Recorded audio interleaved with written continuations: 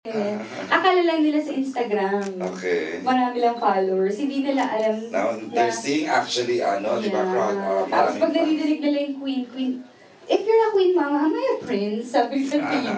Yung gano'n na, naguguluhan pa sila doon. So, I think yun yung mga nabago talaga.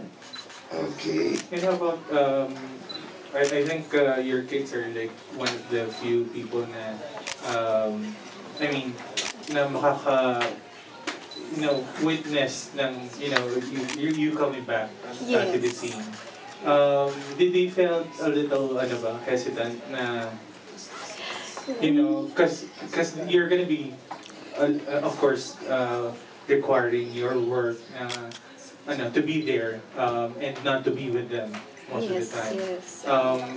Is there like something with the kids naman na hindi na ba sila nakukulangan sa time and everything? When I was doing when I was shooting, I made sure, kasi like something I used to be in Ateneo, I had to put him back to MIIS with like Sabina, para meron akong time na for them.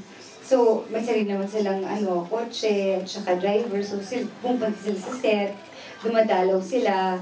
So, pag nagda-dubbing ako, sinasama ko rin sila.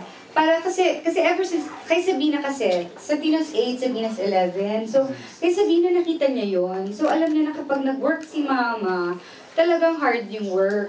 So, pinapafeel ko sila, talaga sa kanila, pinupuyat ko sila.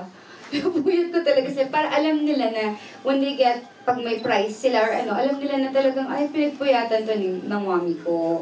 Pinaghirapan nila. So, yung sa time, hindi naman, except for yung 3 days that we had to shoot in Pampanga. Tuloy-tuloy, 3 days. Yun, iyak talaga ako, iyak rin sila ng iyak. How about working with, of course, your ensemble cast? Kasi medyo, they're all big stars in cast. And how's it working with them?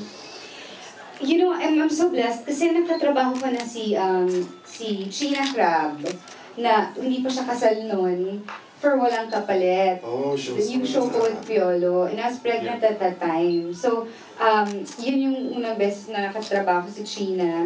Tapos, after I gave birth, nakatrabaho naman si Kim Chu sa Maligno.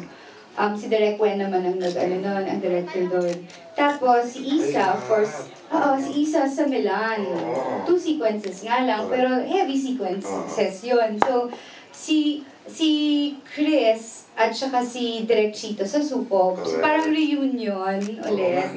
So parang it wasn't so hard kasi parang nakatrabaho ko na lahat. Alam ko yung paano yung work ethics nila. Alam ko kung ano yung parang kasi talagang sa amin, teamwork talaga eh. So, it was easy kasi hindi mo na kailangan ng... Usually kasi minsan, di ba, may mga director na nagre-require na bago mag-start ng isang pelikula, kailangan meron kayong mga exercises na nag-bond kayo, ganyan. Para pag nakita on screen, talagang totoo, kami hindi na namin kinailangan gawin yun. Okay, thank you. Thank you. Alam mo, I have to admit this. Nasa starstruck ako kay Claudine ngayon. Age nakakaloka ka. I swear, it's been a while. Clau, medyo, by choice na gusto mong maglaylo, ilang years yun? 5 years. 5 something. May regrets? Alam mo, hindi masyado. Na-miss ko sobra. It was a very painful decision. Na, alam mo yun, binibigyan ka ng magagandang projects, but you have to turn it down. Kasi, sa personal kong buhay, may pinagdadaanan ako. At yung mga anak ko. So, I really had to pray so hard for it, na parang, kailangan, pag-gising ng mga anak ko, nandun ako. Pagtulog nila, nandun din ako. Kasi,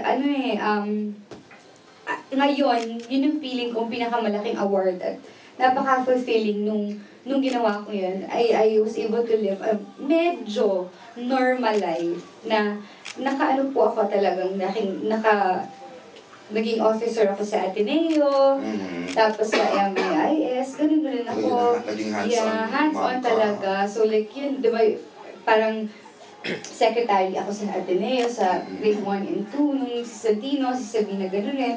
Yung hindi ko magagawa kung nagtatrabaho ako. So,